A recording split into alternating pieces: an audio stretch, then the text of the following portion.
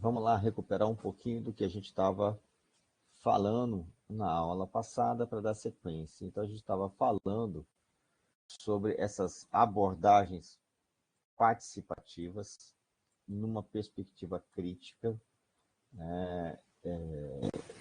como uma alternativa no processo de extensão rural, uma alternativa às abordagens convencionais ligadas ao difusionismo inovador. Bem, essas abordagens nessa perspectiva crítica, ela tem uma inspiração muito forte no pensamento de Paulo Freire, principalmente quando a gente trata da questão da ruptura da cultura do silêncio, né? Daquela semi-transibilidade da consciência, ou seja, essa abordagem participativa, ela tem sentido quando eu penso que eu vou utilizar instrumentos que eu vou chamar de dialógicos, porque eu vou tentar, através desses instrumentos, nivelar a linguagem, para que haja diálogo. Então, vou usar esses instrumentos no sentido de fomentar com que as pessoas reflitam sobre a situação que eles estão inseridos, o ambiente que eles estão inseridos, o ambiente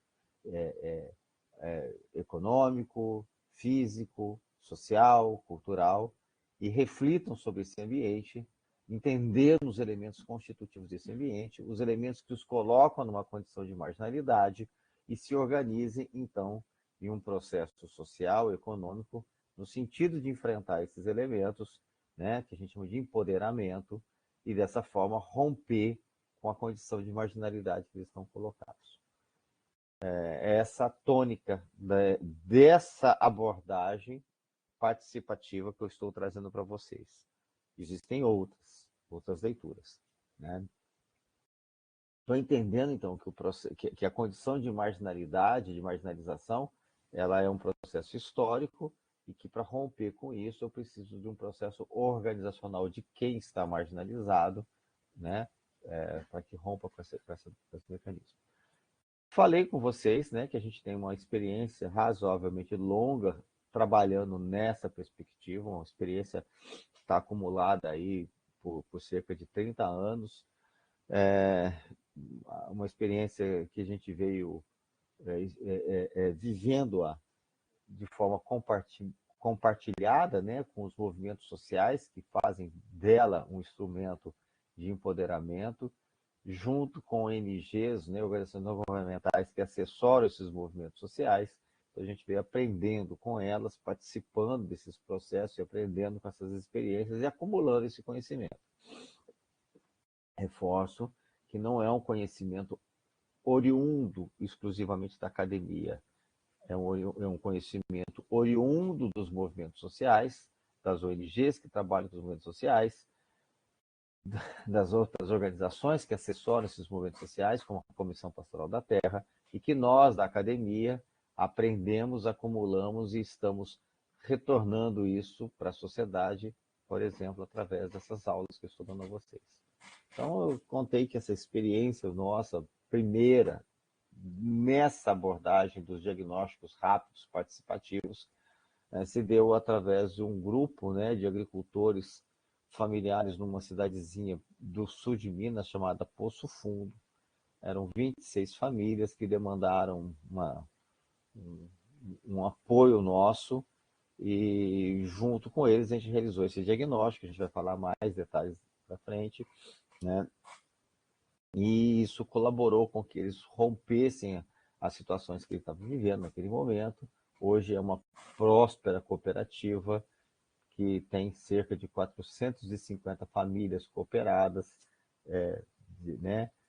Produz produtos com uma aceitação muito boa no mercado, né? E isso significou que houve prosperar econômico e socialmente, né? E politicamente também prosperar, né? Esse grupo. Bem, então eu relatei que, né, que o que eu estou transmitindo para vocês vem dessas experiências que foram acumuladas, né, que são experiências assentadas no que a gente chama de educação popular, tá? E elas estão organizadas, né, no que a gente chama de diagnósticos rápidos participativos. Esses diagnósticos de acordo com o autor que propõe isso para a gente, o Conway, né, um dos autores que propõe, existem várias contribuições, o Conway, o Chambers, que são autores ingleses. O Conway propõe que isso seja organizado, lembrando, em padrões de informação. Ele chama de padrão do espaço, fluxo, decisão e tempo. Estou recuperando o que a gente falou na aula passada. Porém, aqui, a gente, com as experiências nossas, a gente juntou esse padrão, esses dois padrões, fluxos e decisões, num único padrão que a gente chama de organização. Então, quando a gente vai trabalhar com o padrão de espaço, eu acho que eu parei com isso na aula passada, eu ia começar a dar exemplos. Quando eu vou trabalhar com padrão de espaço, eu quero entender como está organizado a ocupação daquele espaço físico, mas aquele espaço econômico e social também. E eu vou usar, para pensar isso junto com eles, alguns artifícios, que a gente chama de artifícios aí, gráficos. A gente geralmente trabalha essa reflexão em grupos focais, né? Então, em grupos maiores, né?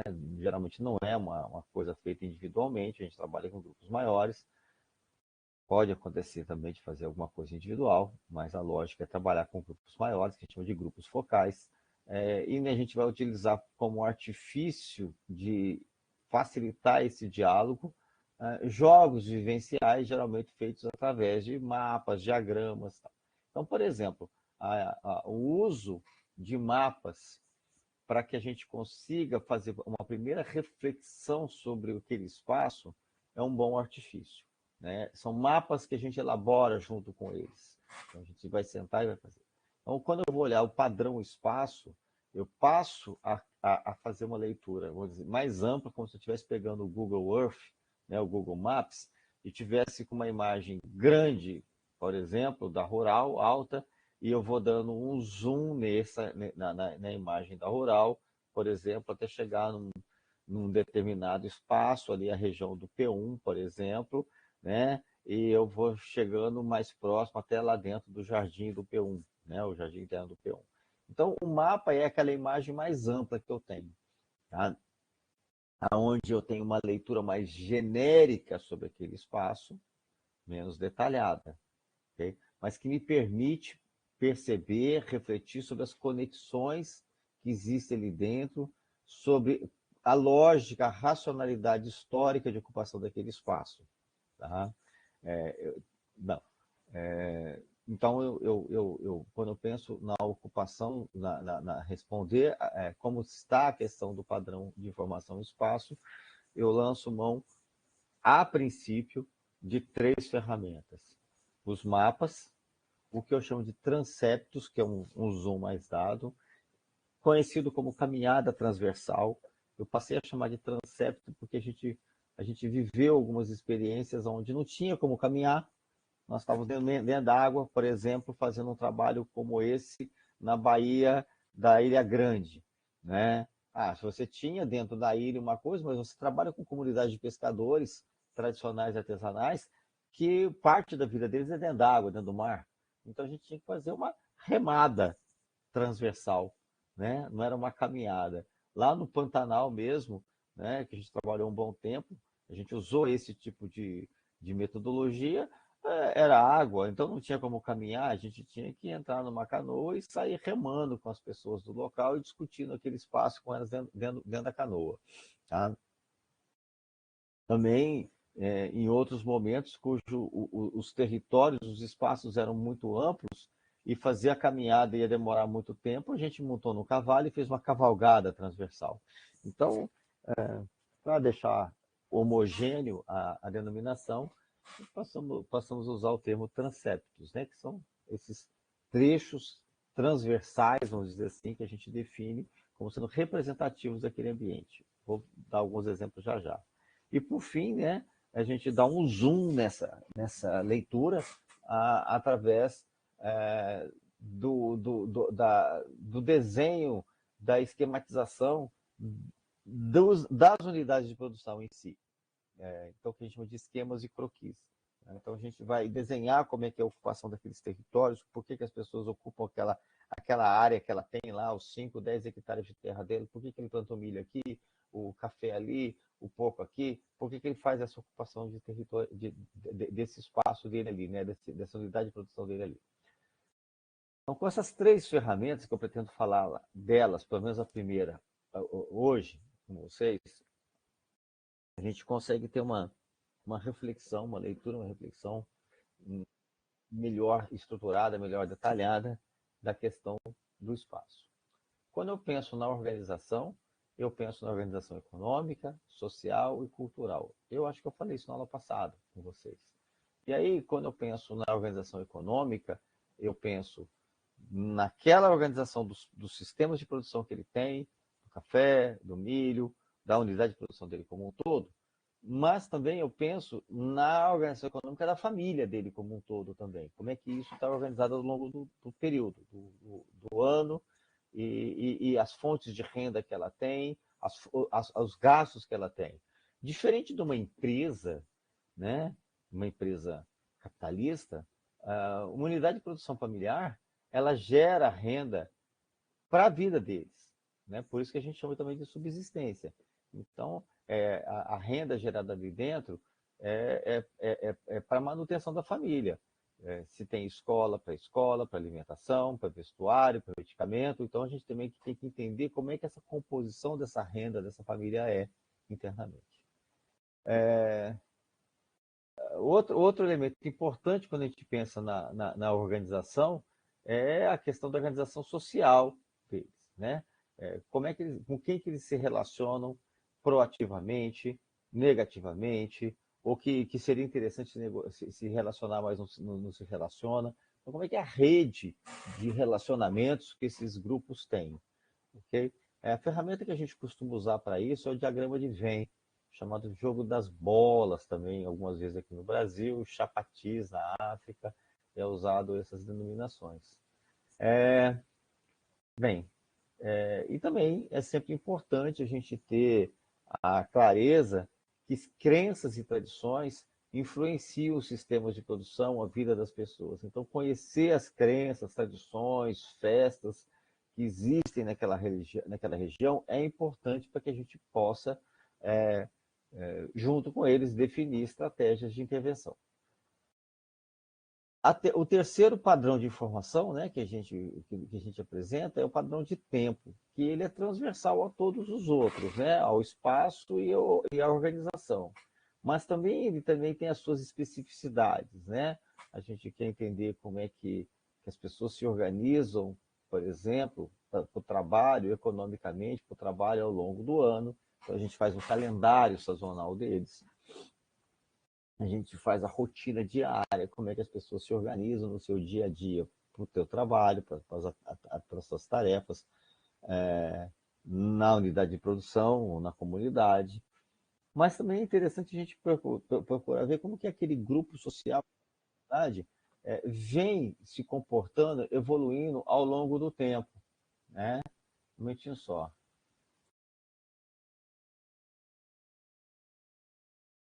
Ah, tá.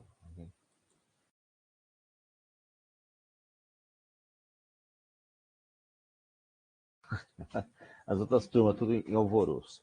Então, como é que isso se organiza, vem sendo transformado ao longo do tempo? É uma técnica interessante, a gente chama de rio da vida, como se a gente pegasse simbolicamente um rio, da nascente dele, e viéssemos aí fazendo uma cronologia da evolução daquela comunidade. A gente vem entendendo, né, ao longo do tempo, como que as coisas vieram sendo transformadas, agregadas ali dentro, como se fosse um rio. A gente usa isso como elemento simbólico. Bem, também eu acho que eu comentei na aula passada, estou meio confuso com as turmas, que esse processo de intervenção, todo o processo de intervenção, ele começa com a identificação do que alguma coisa que a gente considera como sendo um problema. Né? Então, eu preciso ter um problema para que a gente. Bom dia, Adriana. Precisa ter alguma coisa que seja entendido como um problema para justificar um processo de intervenção, né? Sem ter alguma coisa que eu identifico como sendo importante, um problema, eu não consigo definir um objetivo aonde eu quero chegar, né? Quando eu estou dando aula física, eu consigo usar isso assim, fazer uma simbologia como se fosse assim, é, eu tivesse aqui, como é que eu consigo fazer isso? Desenhar aqui é difícil.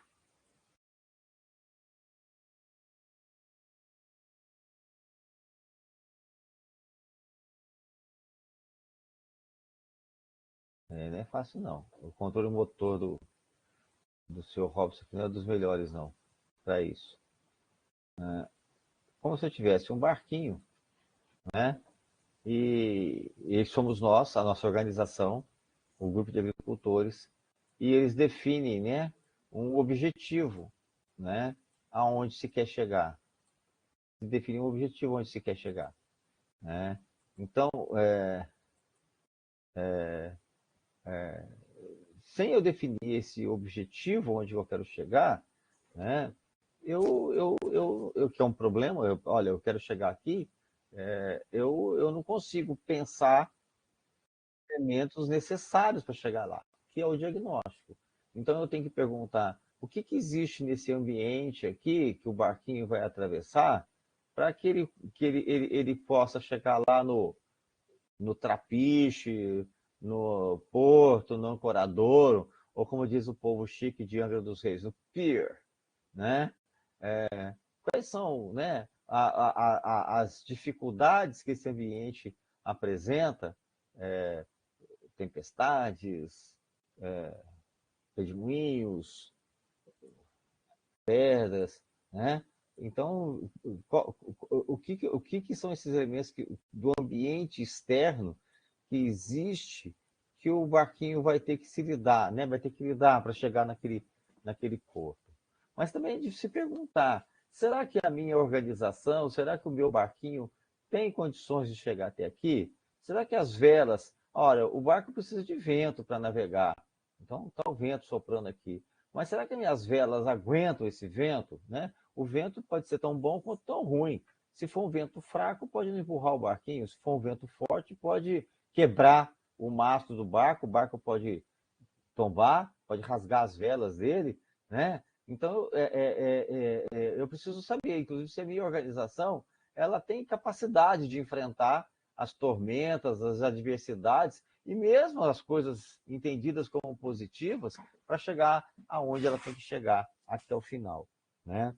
É, então, ou seja, o primeiro passo num processo de intervenção é ter claro aonde que eu quero chegar, ok? Para que eu possa fazer um diagnóstico tanto dos elementos externos, né, que vão ser obstáculos, vão ser potencializadores para a gente chegar lá, quanto também da minha organização. Geralmente a gente olha só os elementos externos e não pergunta se a organização tem capacidade de enfrentar aquilo ali, tanto os pontos fortes quanto os pontos fracos. Então, se eu tiver uma tempestade, um vento muito forte que virar uma tempestade, então, um veleiro de grande porte pode ser muito bom, ele vai navegar muito rápido, mas para um veleiro de pequeno porte ele vai capotar. É assim que se eu tiver um vento fraco, que não vai nem movimentar aquele veleiro grande, ele vai ficar parado, mas o veleiro pequeno vai navegar muito bem. Então a gente tem que ter clareza dessas informações, né, que vem através do diagnóstico. Mas também quando a gente começa a fazer um diagnóstico, por exemplo, tanto dos fatores externos quanto internos, eu posso chegar à conclusão que é impossível chegar aqui. Não vale a pena, né? Eu não tem como chegar ali. Então, eu posso chegar à conclusão que eu não tenho uma organização capaz de enfrentar aquele ambiente para chegar ali dentro. Mas eu só consigo fazer isso quando eu tenho previamente algum local para chegar. Na turma de manhã, que era a turma da veterinária, me veio um exemplo que aconteceu com a gente em casa, né? Ali. A gente tem uma cachorrinha que ela é complicada, a Pipoca. A Pipoca, ela foi adotada pelos meus filhos quando 8 anos atrás, 7, 8 anos atrás, mais ou menos, ela foi adotada por eles. para variar, né? Abandonaram a cachorra ali. Ela era filhotinha. E ela cresceu feliz e saudável no quintal de casa, que é um quintal grande, 50 por 50 metros quadrados. Ela corre, corre, corre, corre. O ano passado, a gente já morando em Volta Redonda, o meu filho mais velho estava lá em Seropédica e ela estava se coçando muito, coçando muito. Bom, e vez por outra ela começou a ter muita coceira. A pele fica muito vermelha, muita coceira e tal. É, é isso, é aquilo, trata disso, trata daquilo. A gente traz ela aqui para Volta Redonda, ela fica depressiva porque ela não tem onde correr, ela não tem cobra para ela matar, ela não tem gato para ela matar, ela gosta, ela era mais abusada. Assim, agora tá ficando velha, tá ficando amiga dos gatos e tal. Não sei se ela fez amizade com as cobras também, não. Mas, vez por outra, ela aparecia com um gambá na boca, uma cobra na boca que ela matava. Então, ela vivia as emoções dela. Vem para Volta Redonda, não tem o que fazer, entra pro quartinho da lavanderia, deita lá, fica o dia inteiro, coitadinha, deitada assim, vai ficando gorda, você vê que ela fica depressiva. A gente leva para Volta Redonda, para Seropédica, ela fica feliz com o quintal, mas fica depressiva porque não tem as crianças para brincar com ela, fazer companhia para ela. Então, ela, coitada, ela vive um drama, né, hoje em dia, nessa história toda. E ela começou a ter essas coceiras. O ano passado, ela estava com muita coceira, o Pedro estava aí. Então, o diagnóstico: Pipoca está com coceira na pele, está com a pele toda alérgica. Objetivo: tratar a coceira da Pipoca. Esse era o objetivo. Levou a Pipoca para o veterinário. Chegou lá, quando fizeram exame de sangue na Pipoca, se descobriu que ela estava com um parasito no sangue, de faleriose, de coisa assim, que é transmitido por pernilongo, comum em região de Mata Atlântica, então muito comum ali em Seropédica.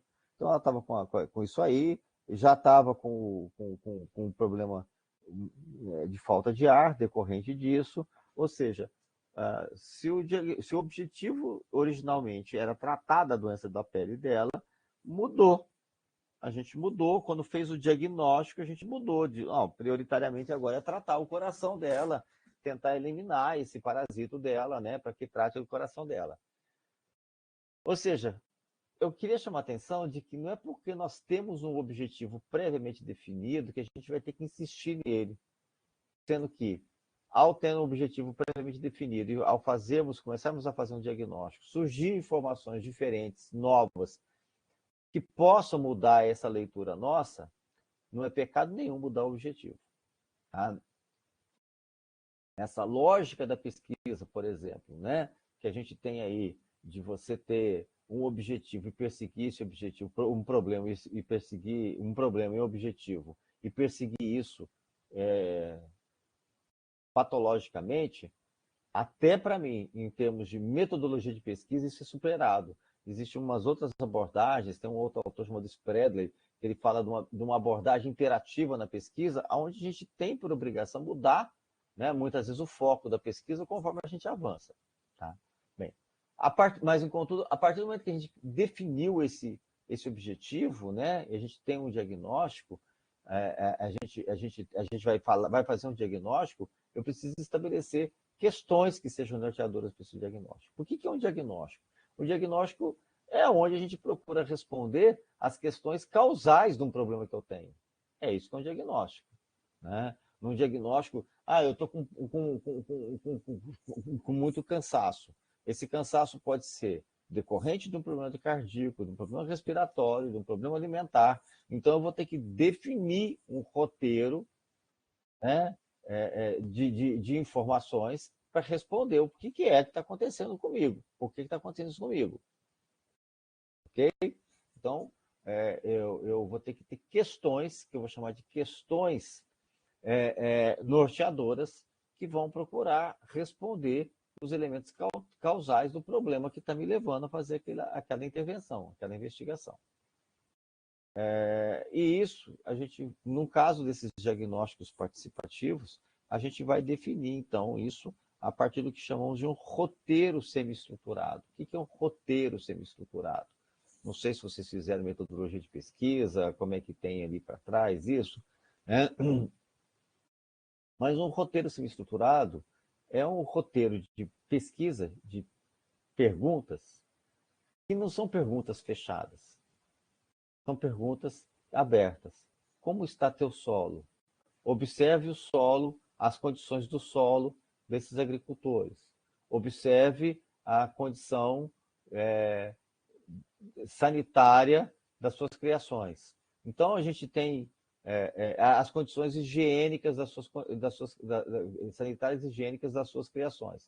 Então, a gente tem uma questão aberta, né, que não está a resposta assim, 1, 2, 3, 4, marque X, não é. São questões que são abertas que a gente vai poder observar isso de uma forma mais ampla e responder. Tá?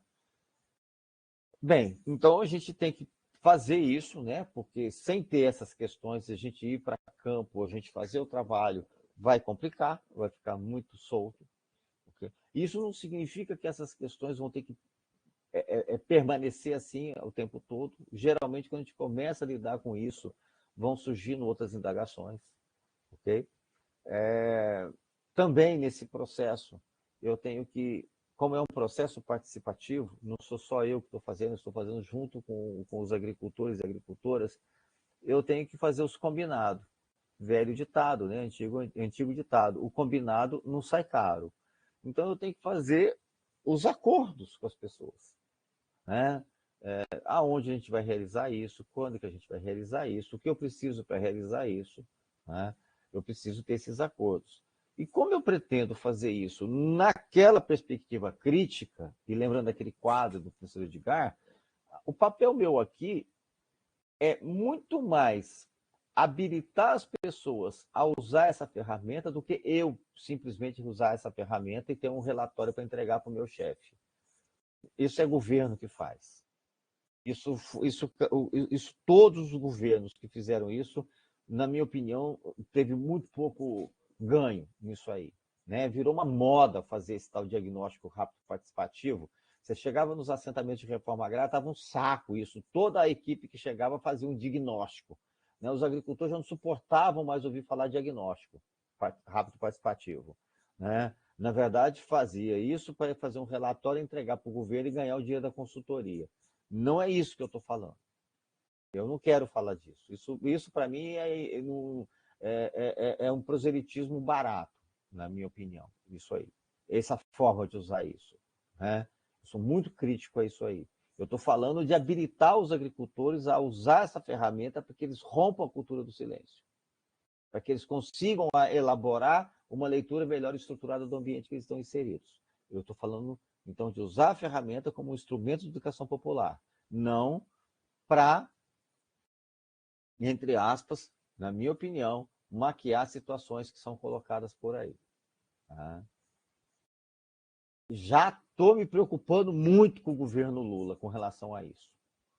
Já tem coisas bacanas acontecendo, joia, mas já vi umas conversas atravessadas que já, né, para variar, né, o governo, em vez de abrir concurso e contratar quadro, põe um monte de consultor lá, um festival de consultores. Então agora teve uma reunião aonde o DATER, né, o Departamento de Assistência Técnica e Extensão Rural, ligado ao Ministério do Desenvolvimento Agrário, está querendo propor que as universidades venham fazer extensão rural. Não, a universidade não faz extensão rural. Eu não faço extensão rural. O que é isso? Eu acho um absurdo essa proposta e tem gente achando bacana isso aí. Eu acho um absurdo essa proposta, até porque isso significa que eu vou concorrer com organizações que fazem extensão rural, eu vou concorrer com a Emater, eu vou concorrer com a Cedro aqui no Rio de Janeiro, eu vou concorrer com a Cooperar. Não, se eles quiserem que a gente faça parceria no sentido de equipar, talvez metodologicamente, essas organizações para avanço da extensão rural, é uma coisa. Mas para a gente sair e fazer, entre aspas, extensão rural com estudantes em áreas de reforma agrária, eu acho isso um tiro no pé. Nunca deu certo, nunca funcionou. Acompanha ao longo de 20, 30 anos aonde isso aconteceu, o que houve de ganho. Então, e aí começa com essa história. Lá vem a galera arrancar da caixinha, como se fosse um mágico, né? Pega da cartola lá, tira o coelho e tira a metodologia participativa. Sei lá. Né? Tenho lá a minha criticidade com relação a isso. Bem, o fato é que a gente tem que acordar com as pessoas como é que a gente vai fazer isso aí. Porque isso tem custo. isso tem custo e a gente tem que transportar esse custo para as pessoas, né? Isso tem custo financeiro, isso tem custo de tempo. Eu pedi para que as pessoas, se elas não estão afim, elas não estão conseguindo perceber a importância disso aqui, que elas despendam o seu tempo, que é valioso para elas, para parar de fazer o que estão fazendo, cuidar do gado, cuidar do pasto, cuidar do que for, para ir para uma reunião, sem um prévio acordo aonde vai chegar, isso é complicado. Então a gente tem como um princípio fazer esses acordos, né? Inclusive assim, como que nós vamos capacitá-los a usar essas ferramentas? Porque o que eu quero é que eles usem as ferramentas, que eles se apropriem das ferramentas, ok? E inclusive assim, ao fazer essa capacitação, a gente vai junto com eles escolher quais são as ferramentas que são mais adequadas para realizar aquele diagnóstico. Tá? Nós temos vários manuais disso, em português e inglês. Eu acho que eu mostrei aqui alguns manuais desses. Eu vou passar para vocês alguns manuais desses que eu tenho digitalizados em PDF, e a gente tem que escolher ali dentro qual ferramenta que é a mais adequada para aquela situação, e se for necessário, adaptar a ferramenta para aquela situação, né? Fazer as adaptações daquela ferramenta para aquela situação. Bem, vamos começar então a trabalhar com essas ferramentas aqui. E eu vou começar com discutindo a questão do espaço. Na aula passada, eu até achei que eu ia começar com o diagrama de Venn. Eu não sei se eu comecei aqui. Vocês conseguem me ajudar? Se eu comecei a mostrar essas ferramentas aqui para vocês na aula passada, eu já estou todo confuso com essas 4 turbas que tem aí, elas não estão sincronizadas. Então tá. Então a gente. Eu sei que teve uma que eu comecei a falar e eu já nem sei mais o que eu falei. Então a gente vai começar a trabalhar com a questão do padrão do espaço, né? Eu quero entender esse espaço.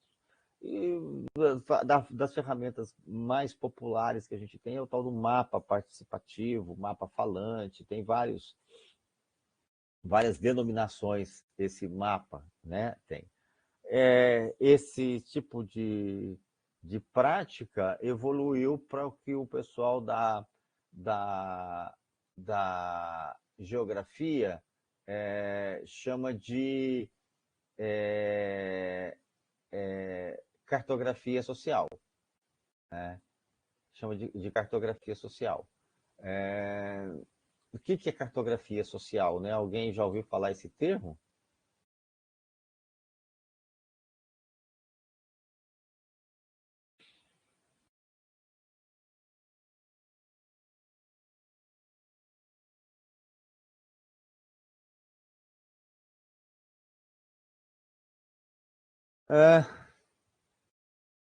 É, é exatamente uma parte da geografia, né? É, é, deixa eu botar uns. Eu tinha separado as imagens. Pronto. Né? É um ramo da geografia onde o pessoal vai usar esse subterfúgio metodológico de construir mapas com a comunidade ou usar mapas para discutir com a comunidade. Originalmente a gente tinha muita dificuldade de ter uma imagem de satélite. Esse aqui, por exemplo, a gente fez em 1995. Em 1995, quando você tinha no muito você tinha, óbvio, você tinha imagem de satélite lá dos americanos, dos russos, né? Você já tinha até GPS, né? Mas não era popular como a gente tem hoje. Mas o máximo que você tinha era umas imagens que você tinha de fotografia aérea, de imagem aérea, que botavam um óculos assim, que dava 3D para a gente poder ver assim, ondulação. Isso eram imagens carésimas, raríssimas. Então eu lembro que a gente tinha aula de topografia que via essas imagens.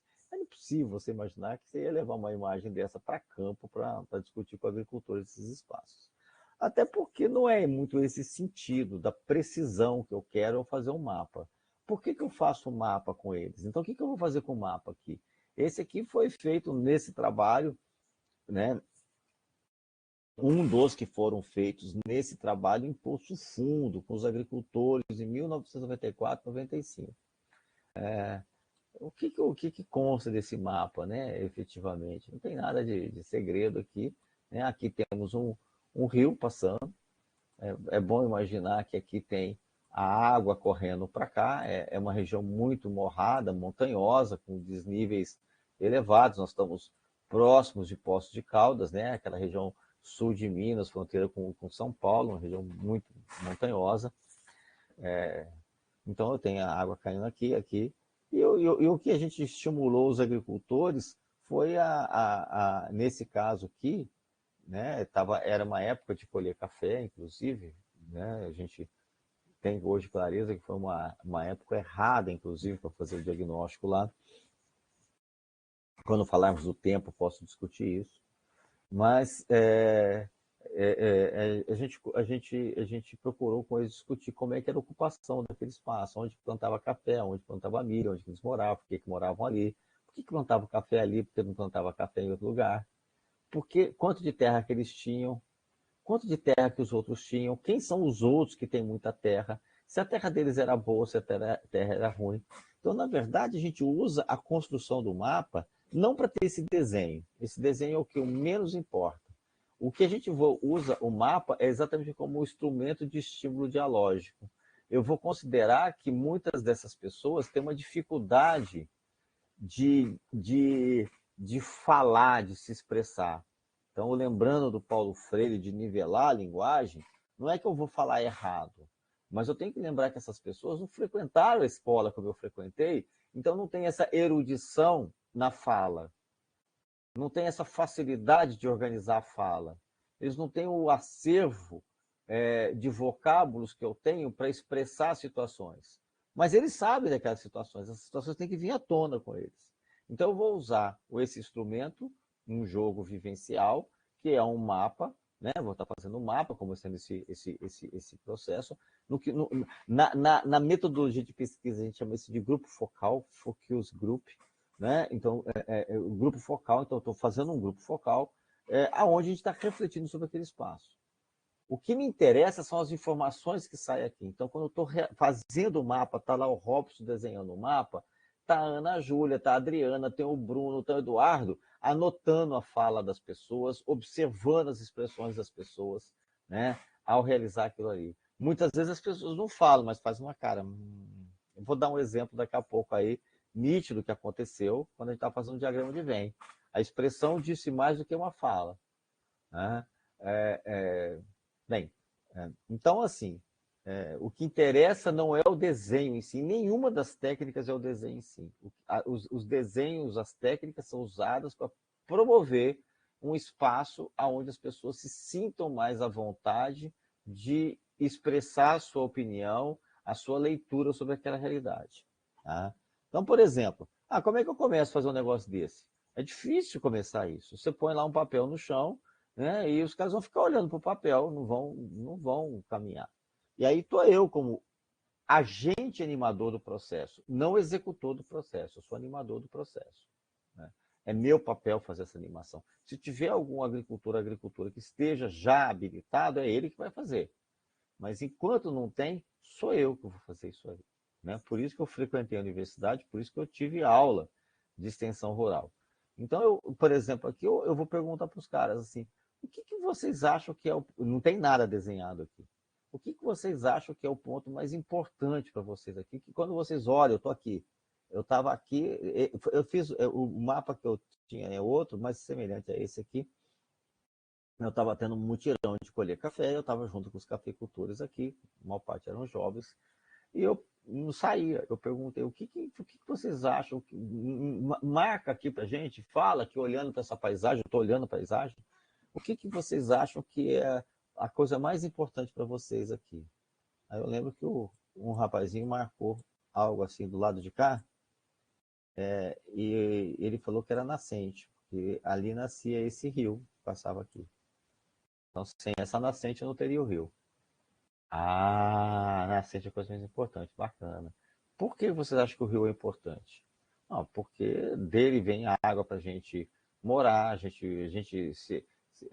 aqui é baixada, né? Então a gente mora ao longo do rio, perto da estrada, porque nós não temos terra, a gente tem pouca terra, então a gente mora aqui, cultiva aqui. Por quê? Como? Quando? Quem? Onde? A gente vai estimulando com essas perguntas, porque eles vão repetindo, eles vão marcando. E aí a gente viu que teve algumas pessoas que não estavam satisfeitas que aqui era o ponto mais importante. Todo mundo concorda que esse é o ponto mais importante? Aí teve um grupo que falou, não, não é. O que para vocês é mais importante? O mais importante é a mata que está em cima e no entorno da nascente. Então, por que a mata é mais importante que a própria nascente? Não, se não fosse a mata, essa nascente não teria aí. Quem te garante que não teria essa nascente? Se nós não garantimos. Tinham outras nascentes aqui. Ah, é? Tinha. E cadê as outras nascentes? Sumiram. E sumiram por quê? Não, porque o proprietário das terras do alto, que são as melhores terras, e as nascentes estavam aqui, ele desmatou tudo para plantar café e pasto. E desmatou as nascentes. E as nascentes secaram. Ah, e não aconteceu nada com ele? Não, não aconteceu nada com ele. Não, não, não. Não, até porque ele tem dinheiro, ele furou o poço, ele pega a água do poço, né, do poço profundo, ele pega a água. E aí, vocês acham isso justo? Não, não é justo, a gente ficou. Veja só, então o mapa, ele serve como esse instrumento dialógico.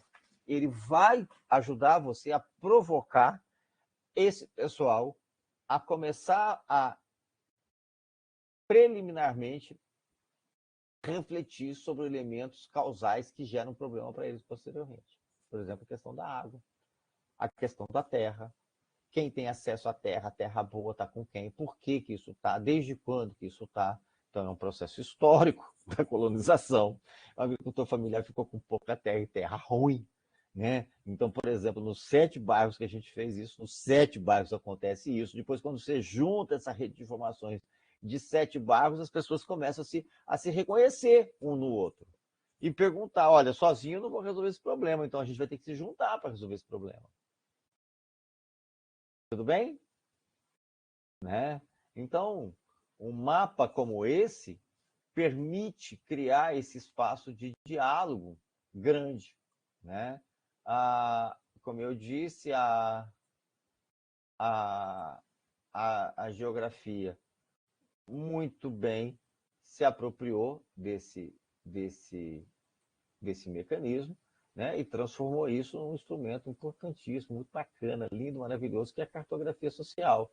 Então, né, aqui tem uma imagem aqui, né, da ActionAid, eu vou falar da ActionAid já já, né, da ActionAid, o pessoal fazendo cartografia social com mulheres aqui, né, então provavelmente discutindo questão de saúde, né, tá, tá, então, é, é, vocês vão conseguir, né, é, é, é, na internet, riquíssimos materiais sobre cartografia social, que é essa ferramenta que está aí, que originalmente começou assim. Tá? Então, ela vem sendo usada pelo pessoal, por exemplo, do direito, a Tatiana, a galera usa cartografia, usa o mapa falante, né, para discutir a questão dos conflitos territoriais, os conflitos socioambientais, a questão de identidade de etnias aí, né? Ora, o que é o espaço do quilombo, o espaço da população tradicional, as áreas de conflito, ok? Então a gente vai ter uma riqueza imensa, né, de experiências ligadas com isso aí. É um instrumento, como eu disse, que há muito vem sendo usado, né, e vem ganhando riqueza. Várias instituições, não só a turma do DRP, mas várias instituições internacionais, nacionais e internacionais, usam esse instrumento nos processos de diagnóstico, de entendimento das realidades que estão inseridas.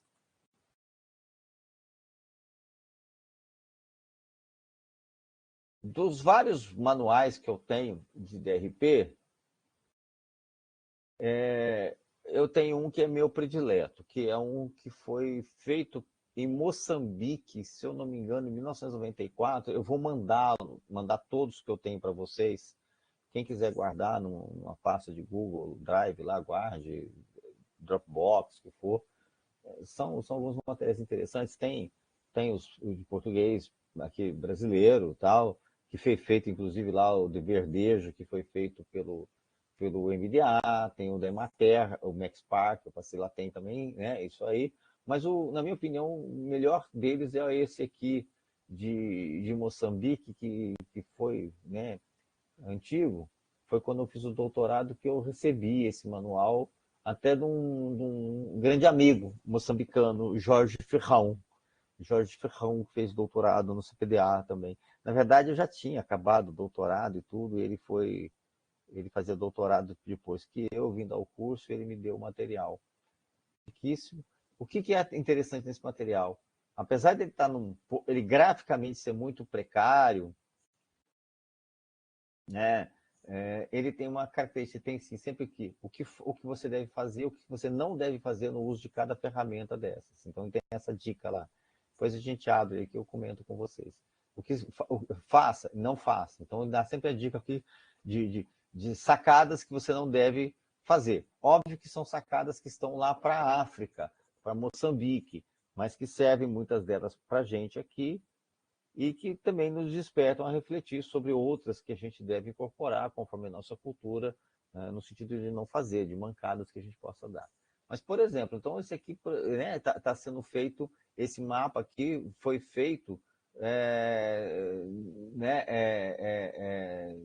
nessa região de Chipopó, e foi feito pela CARE Internacional. CARE. Caramba, o que é esse trem? CARE. Quem conhece a CARE?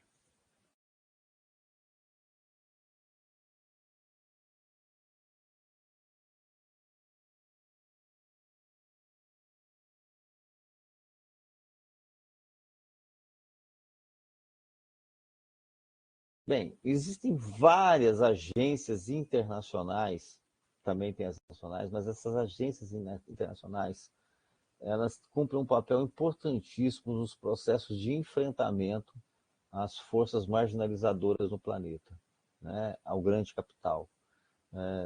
Então existem, que eu chamo de, a gente tem, são algumas megas ONGs internacionais que cumprem um papel fantástico em termos de enfrentamento aos processos de marginalização no planeta como um todo. Quer cuidar, né, em inglês, é cuidar. Então ela é uma agência internacional, tem ela, eu peguei a página aqui em inglês dela, mas tem ela em português também, a página dela em português. Também você consegue traduzir ela para cá, né, a língua. É uma mega ONG dessas que trabalha exatamente com programas, né, de enfrentamento aos diversos processos de marginalização que aconteçam no planeta como um todo, ok? Então, e ela usa, historicamente, usa desse tipo de ferramenta. Então, esse próprio mapa que eu tinha colocado ali, né, foi um mapa realizado pela CARE na África, provavelmente num programa como esse aqui, ok?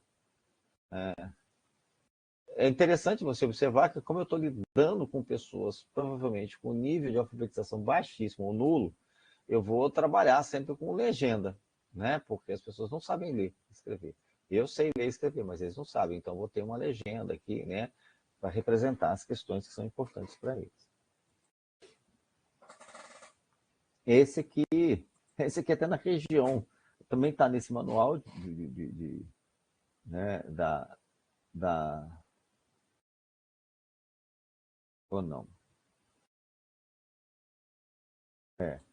está nesse manual de Portugal, de Moçambique, é uma região moçambicana, aí a região do Lúrio, né, a foz do rio Lúrio, dá para o Oceano Índico, inclusive aonde tem a Universidade do Lúrio, que a Rural tem convênio, lá o programa que eu trabalho, o PPG-PDS, enviou várias vezes estudantes da Rural para estagiar no Lúrio, até onde esse amigo meu, Jorge Ferrão, era o reitor da universidade, né, de Lúrio, ele foi o reitor da Universidade do Lúrio, é professor lá, foi reitor, né, da Universidade do Lúrio, nessa região. Uma região muito pobre, né, ali em Moçambique. Moçambique é muito pobre.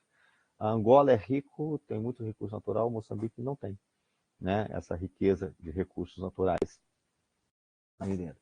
Aí você vai ver que o mapa está todo feito, né, com legendas, porque as pessoas são analfabetas. Mas também ele é usado por outras, né, como eu disse, por várias agências, né? Esse aqui, esse mapa, eu devia ter selecionado outros, um mapa de ocupação agrícola, não sei onde, não lembro mais onde que é, esse está no manual da ActionAid. ActionAid. Quem que é ActionAid, né? Ah,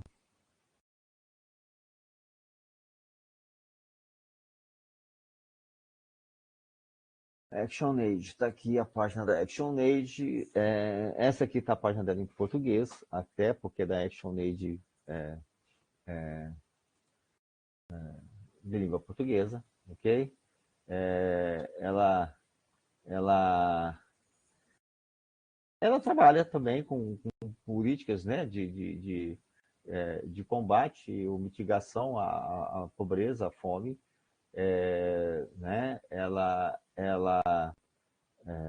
é uma instituição internacional, ok? E ela tem, a gente brinca, né?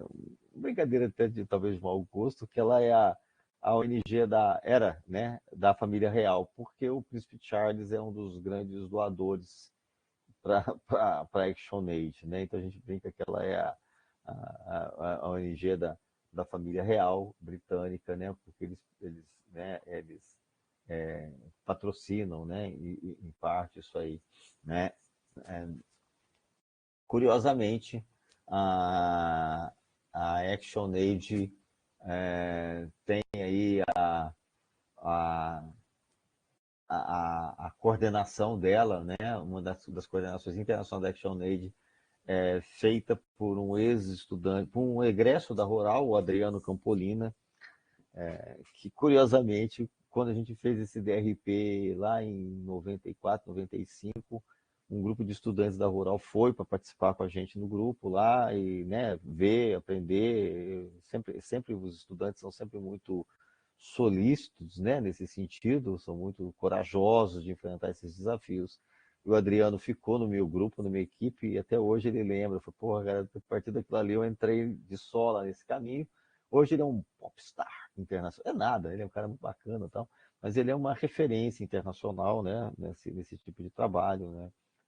Isso nos dá muito prazer de saber que a gente está ajudando na formação de pessoas que vão continuar esse enfrentamento, né? Como eu disse, muro serve para separar as coisas, não para a gente ficar em cima. E como profissional, eu tenho meu lado no muro, né? Eu tenho claramente o lado que eu estou no muro, né? É o lado de cá, da esquerda, não é o lado da direita, tá? Bem, estou colocando isso como curiosidade para chamar atenção. Então, reforçando que esse tipo de abordagem não é um negócio caseiro, apesar de ter surgido com os movimentos sociais, até pela resposta que ele conseguiu mostrar, ele foi incorporado metodologicamente por grandes parceiros internacionais. Porém, a construção continua sendo pelos movimentos sociais. Então, os mapas têm essa característica, né? Eles nos permitem criar esse diálogo e entender a ocupação desses espaços e problematizar a ocupação desses espaços. Problematizar a questão ambiental, a questão econômica, a questão social, a questão de gênero, né? A gente vai ter vários exemplos disso aí, essa ocupação. Eu dei um zoomzão. Agora eu acabei de pegar o Google Maps, o Google Earth e vi que tem a Rural. Agora eu vou dar um zoom nessa Rural e vou chegar lá no P1, vamos dizer assim. Então eu vou usar uma outra ferramenta complementar, que são os transeptos ou caminhadas transversais, né? Tem outras denominações aí, outros adjetivos para qualificar esse tipo de ferramenta. Qual que é a sacada disso, né? Então, assim, depois que eu fiz o mapa aqui com os agricultores, a gente entendeu, agora a gente vai junto com eles pegar alguns trechos que eles consideram que sejam mais emblemáticos daquela condição que eles têm. Então, por exemplo, que seja esse aqui que eu marquei. Então, agora eu vou juntar agricultores e agricultoras, vou sair de um determinado ponto combinado com eles e caminhando eu vou chegar até um outro ponto. Isso é a caminhada transversal. O que acontece ao fazer isso aí? Ao fazer isso também, eu vou definir uma série de variáveis que eu quero observar em loco caminhando. Então, vou definir essas variáveis que eu quero observar em loco caminhando. Então, né?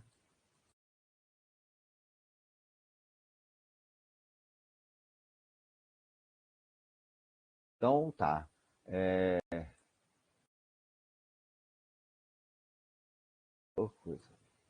Então, por exemplo, eu tô descendo desse trecho aqui e estou caminhando até aqui nesse canto aqui com eles.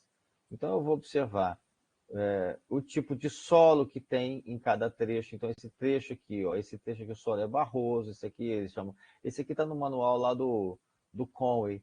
Aqui ele chamou de matacões, aqui ele chamou de arenoso barroso, arenoso com barro, pedregoso com areia, pedregoso com areia. Então, ele foi definindo o que são esses solos.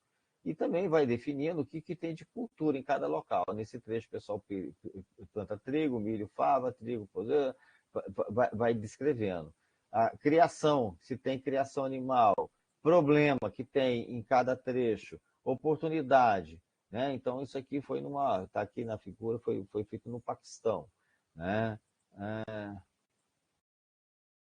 Esses aqui estão no manual de Portugal, de Moçambique, né?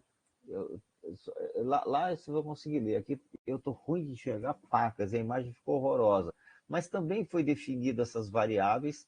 O que acontece? Na nossa experiência aqui com o Brasil, eu preciso achar, a gente fez na verdade, teve uma época que a gente foi financiado pela FAPEMIG, pela Fundação de Pesquisa de Minas Gerais, e a gente fez um, um documento, até que faz parte da minha tese de doutorado. Eu acho que eu tenho esse arquivo em Word, se não for WordStar, em Word, eu devo ter transformado para o Word, onde a gente fez uma tabela com pontos que devem ser observados, porque a gente começou a fazer e começava a ficar diferente de um lugar para o outro. Como a gente queria criar indicadores locais de sustentabilidade, a gente tinha que ter um padrão. Então, eu tinha uma equipe grande que trabalhava com a gente lá, pessoal da floresta, da agronomia, da zootecnia, da veterinária e tal. A gente fez umas tabelonas de informação para fazer. Então, eu vou fazer uma caminhada transversal. O que eu vou olhar? Tal, tal, tal, tal, tal. Essas variáveis já estão colocadas ali para que depois a gente possa padronizar essa leitura. Então, o que eu vou fazer, né, nisso aí? Né? Ao caminhando, eu vou anotando isso que eu defini como as variáveis minhas, né? Eu vou anotando, né? Tipo de solo, cultura, tá mesmo esquema dali, né? Daquele outro lado. Mas eu poderia pensar em outras variáveis conforme o meu roteiro sendo estruturado. E aí eu vou ter essa leitura mais detalhada sobre esse processo aqui dentro, ok? Como eu disse, a gente já fez isso no meio do Pantanal, então eu queria saber o que se pesca, problema que tinha em cada trecho, é, o tipo de água, se tinha alguma coisa que podia ser coletada. A gente tinha outras variáveis, já que eu estava dentro da água, né? Não estava na terra. Então, cada trecho a gente queria saber um pouco isso, até porque lá tinha característica tanto da pesca para alimentação, quanto a pesca esportiva e principalmente a pesca de isca para pesca esportiva. Então, o pescador tradicional artesanal, o ribeirinho do Pantanal, ele tem parte da renda dele vinda da venda de isca para o turista. Então, ele vai lá pegar o caranguejo, ele vai lá pegar alguns peixinhos lá que são usados como isca para o turista. É, tem alguns crustáceos são os caranguejos, mas tem algumas, tipo, caracolzinho, assim, que o pessoal usa como isca. Então, cada local tinha isso aí. Tem algumas frutinhas que eles usam como isca, alguns peixes gostam de frutas. Então, aí tem os locais de coleta, de pesca, disso aí. Tem as épocas. A gente foi descobrindo, por exemplo, tem uma autora fantástica que eu adoro, né? Ela faleceu, foi a única mulher que ganhou o Prêmio Nobel de Economia, a Eleanor Ostrom. e ela fala dos acordos que existem, né? Ela tem um livro dela, que foi o que vai levá-la ao Nobel de Economia, chamado Governing Commons, a governança em comum, né? A gestão em comum. E ali ficou nítido que aqueles pescadores tradicionais artesanais tinham regras de fazer isso, para não esgotar o recurso natural. Diferente do pescador esportivo, que vai lá, quer pegar tudo que é peixe do Rio Paraguai, para falar que ele é o foda, o pescador do local, ele tem regras para fazer isso aí. Então, quando a gente foi fazendo esse tipo de trabalho lá, interessante, né, esse tipo de trabalho lá, a gente foi vendo que dava ali e deu, né, é, uma reflexão bacana em cima, a partir, né, das leituras propiciadas pela Eleanor Ostrom sobre Governing Commons. Então eles tinham lá as épocas que podiam pegar, não podiam pegar, muitas vezes as épocas definidas pela mitologia deles, pelos seres encantados do Rio Paraguai, né, o minhocão, por exemplo, essa época o minhocão tá aí. Se a gente sair para pescar, o minhocão vira a canoa da gente, né? O minhocão não existe, mas a lenda do minhocão existe. E aí ela define, não pode pescar. E aí a turma da Embrapa, que trabalha com isso, vai identificar. Esse aqui é o período de reprodução desse bicho. Olha que interessante, né? Que bacana que está aqui. Crenças, né? As lendas e crenças definindo esse processo, né? Então, olha só que interessante. Eu não preciso falar que tem que ter a piracema. Eles têm uma lenda, uma crença que limita isso aí. Okay? Óbvio que talvez se a gente estivesse usando um outro instrumento de pesquisa, esse tipo de informação não iria aparecer. Né? E isso é importante para chamar atenção para a gente, naquele caso, que não eram essas figuras nessa condição que eram depredadoras do, do ecossistema pantanal. Né? Não eram elas. Não na lógica de vida deles. Tá? Bem, então, a caminhada transversal, né, os transeptos, eu posso fazer na canoa, como eu disse, a gente usou esse tipo de ferramenta para levantar informações para fazer o plano de gestão ambiental da Baía da Ilha Grande. Isso lá atrás, quando eu fiz, já tinha feito o doutorado, foi com o Peter me pediu, eles estavam uma licitação muito grande, né? E haviam ganho com o governo. Aí eles pediram que a nossa equipe viesse, veio eu e hoje ela é professora até de Lavras, a Flávia Neves, ela era minha aluna na época. Nós viemos e montamos um grupo de trabalho e fizemos levantamento de informações da Baía da Ilha Grande usando esse tipo de ferramenta. E foi muito rico isso para depois pensar o plano de gestão ambiental da Baía da Ilha Grande, né? Só que a gente teve. Uma coisa era andar dentro da Baía da Ilha Grande, outra coisa era montar na canoa com os pescadores e ir para o meio do mar, né? Para discutir como é que era a relação deles com aquilo ali. Aí já não dava para fazer isso, a gente teve que definir outras variáveis, né? Aqui as variáveis eram outras, pelos trechos de mar que a gente estava remando com eles. Tá? Tudo bem? Deixa eu beber um gole d'água aqui.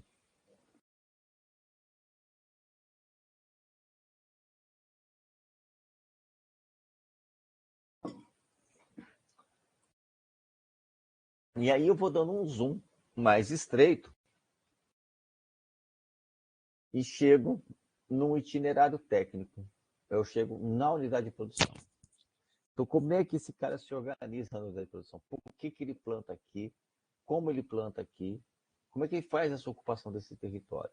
Né? E quais são as consequências disso? Né?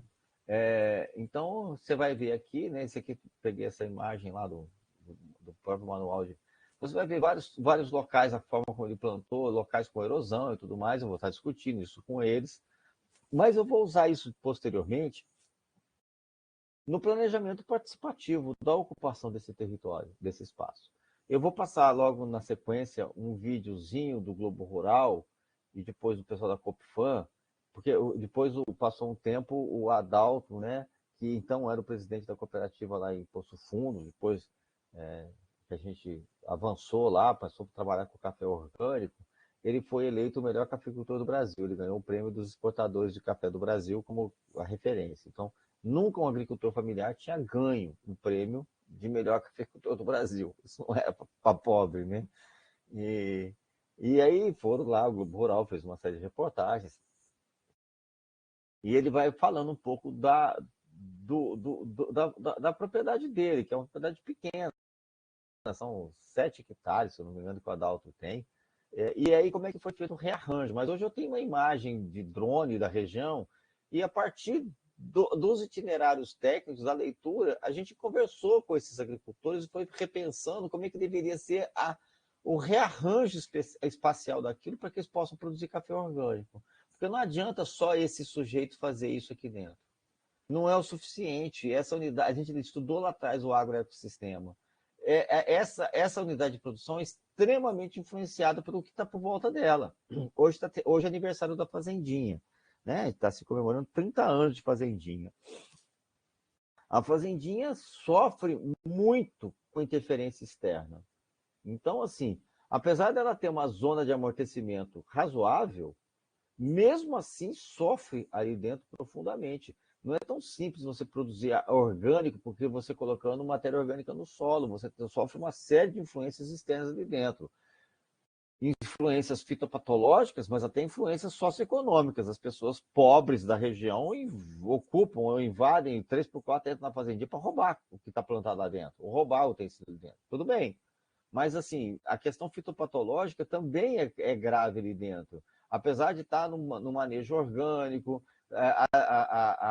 tá se fazendo ali cultivo de plantas para poder contribuir naquilo ali e tudo mais, mas a interferência é muito intensa. Então, quando eu penso num projeto de desenvolvimento como esse, que eu vou mostrar para vocês, eu tenho que pensar no território como um todo, expandir essa leitura para o território, porque o sujeito individualmente, isoladamente, ele não só tem dificuldade em termos de organização econômica, mas ele tem dificuldade em termos de organização produtiva. É diferente quando um sujeito está aqui com um vizinho, com outro vizinho, com outro vizinho, que está no mesmo projeto que ele. Então, esse desenho espacial é distinto. Eu, na sorte, eu fui um cara muito sortudo, né? Como eu disse, no amor nunca dei sorte na vida, profissionalmente eu sempre fui muito sortudo. Nunca ganhei dinheiro também não, mas muito sortudo. Uma das áreas que eu investiguei na minha tese de doutorado, que é um assentamento entendido como agroecológico, os agricultores fizeram esse acordo. Então, os lotes, isso eu tenho esse mapa na minha tese, os lotes, né, o pessoal se organizou nos lotes para que tenham atividades ambientalmente corretas de uma forma contínua. Né? A partir desse tipo de leitura, eles, por exemplo, né,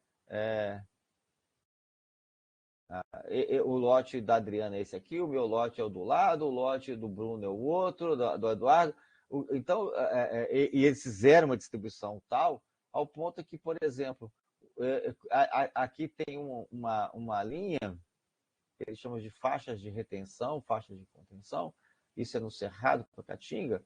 Então, assim, que todo mundo tem igual. Então, se esse é o lote da Adriana, aqui não tem cerrado, aqui ela recuperou uma zona de cerrado aqui, ó, de 30, 40, 50 metros, ela tem uma zona de cerrado aqui que ela recuperou, né? Eu fiz a mesma coisa aqui. Então, quando você olha do alto, você vê essa faixa contínua. Na verdade, eles fizeram isso nesse assentamento, observando o desnível. Então, essas são as formas de contenção da erosão que eles têm. Eu tenho essas fotos, isso eu tenho essas fotos.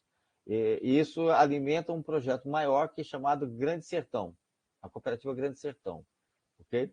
Então, quando eu vou mostrar esse exemplo para vocês, aqui, mas houve um combinado dos agricultores, né, assentados e os mesmos que estão fora, no sentido de ter o mesmo tipo de projeto. Houve um acordo aqui, nessas áreas que são de faixas de retenção. E aqui eles adensaram o plantio de cagaita, mangaba, pequi, coquinho azedo. E esses frutos do cerrado são usados numa agroindústria fantástica, que é a Grande Sertão, que produz as polpas mais maravilhosas que eu conheço de frutos do cerrado da Caatinga, né? E aí tem uma série de produtos. Vou mostrar um vídeo dessa experiência exitosa, que eu acompanho ela há cerca de 30 anos também, essa experiência. Quando eu falo que as experiências exitosas que eu conheço não são de governo, eu falo com convicção. Elas são de movimentos sociais, né? talvez seja por isso que elas tiveram assessoria de governo, né? Entrou recurso de governo nisso aí, mas elas são de movimentos sociais, né? No geral, vou chegar no diagrama de Venn, no geral, oriundas de ações ligadas à teologia da libertação. Tá? Mas então aqui os caras têm isso aqui, eu tenho as fotos para mostrar, e no meio é que eles plantam. Então, assim, se a Adriana planta, tem uma área aqui que ela tem braquiária, aqui, esse trecho aqui, ela planta milho. Né? Aqui embaixo, ela planta o andropógon. Aqui ela tem braquiária, aqui ela tem um andropógon. Então ela não tem uma monocultura de pasto. E eu, que sou vizinho dela, se ela tem braquiária aqui eu planto mandioca, por exemplo, entendeu? Aí, andropógon, eu planto aqui, porque eu sou criador de gado também, então eu tenho que ter pasto. Né? A braquiária está no outro canto, está numa outra faixa minha aqui, a braquiária. Aí quando você olha aquele território de cima, ele não é uma monocultura de pasto, ele não é uma monocultura de mandioca, ele é um xadrez, né? Ele é biodiverso, né? Ele é biodiverso, assim, ok? Quando a minha velha e boa amiga Irene fala o que é agroecologia, que ela fala que ela acha um absurdo montar curso de agroecologia, ela fala agroecologia é agronomia bem feita. Quando a gente usa isso, que os conhecimentos da ecologia para pensar o desenho agronômico, é agronomia bem feita, né? A gente consegue ter um equilíbrio homeostático do ecossistema. Essa ferramenta, o itinerário técnico, junto com a caminhada, essa leitura do espaço, vai nos permitir, junto com os agricultores, pensar em estratégias como essa, né? Que não são estratégias de curto prazo, são estratégias de médio para longo prazo, mas que acabam dando um resultado diferenciado. Rapidamente, então, eu falei um pouco sobre como pensar usando essas ferramentas o padrão espaço. É sempre bom lembrar que eu tenho que colocar nisso a questão histórica. Como é que era e como é que é. Né? Por que eu vou usar a questão histórica? Por que era e como é que é? Né? Eu vou usar porque o planejamento estratégico, né, que é o planejamento nosso de longo prazo, que é o que interessa, é como a gente estivesse observando esse fiel de uma balança, essa seta de uma balança. Né? Aqui é o presente, né? Aqui é o presente e aqui é o futuro. Para que eu tenha uma precisão maior de como é que é o meu futuro, eu preciso saber o meu passado. Então, como é que era, como é que vai projetar como é que vai ficar. Se como é que vai ficar não é bom, eu vou analisar essas informações do passado e do presente para mudar esse futuro. Então, pensando em administração e planejamento estratégico, que foi a área a área de concurso que eu entrei na universidade, no meu concurso público, eu sou professor de administração estratégica, né? Foi isso que eu entrei na universidade em 1993. É, é, esse projeto de futuro, que é o planejamento, ele depende da informação do passado. Então, quem não gosta de história está errado. Né? Não existe planejamento estratégico sem história, né? Por isso, é sempre importante estar lá. Eu estou fazendo um mapa, estou fazendo a caminhada transversal, estou fazendo o itinerário técnico, eu estou perguntando, eu colocar essa variável tempo ali dentro. Como é que era e como é que está agora? O que você acha que levou a essa erosão aqui? Essa erosão já tinha? Não tinha. Quando é que ela começou? Começou assim. Por que você acha que ela começou? Então, eu vou recuperar no tempo o elemento causal disso aí. E vou ajudá-lo a pensar sobre as práticas que foram executadas aqui que levaram a essa situação. De novo, perceba, o que me interessa aqui não é o desenho em si, e sim a possibilidade de reflexão que essa ferramenta nos traz, nos permite fazer. Beleza? 11h30, não dá para começar outra ferramenta, que seria o diagrama de Venn, que eu ia mostrar para vocês. e vocês vão para a fila do bandejão. Na sexta-feira, provavelmente, eu consigo concluir essa parte aqui das ferramentas do DRP, tá? Então, provavelmente, no mais tardar, semana que vem, eu encerre o conteúdo da disciplina, o conteúdo conceitual da disciplina, e aí a gente passa a usar o tempo da disciplina para mostrar experiências exitosas a partir desse tipo de ferramenta, que foram, onde essas ferramentas foram utilizadas. Então, eu vou mostrar em vários ecossistemas, vou mostrar na Mata Atlântica, vou mostrar no Cerrado, vou mostrar na Caatinga, vou mostrar no Pampa, experiências exitosas, diversas elas, aonde esse conceito da participação social ele é a espinha dorsal do processo, né? A questão técnica é importante, sim, porém essa visão de empoderamento é a espinha dorsal do processo de desenvolvimento, certo? Beleza? Vou fechar o boteco, então.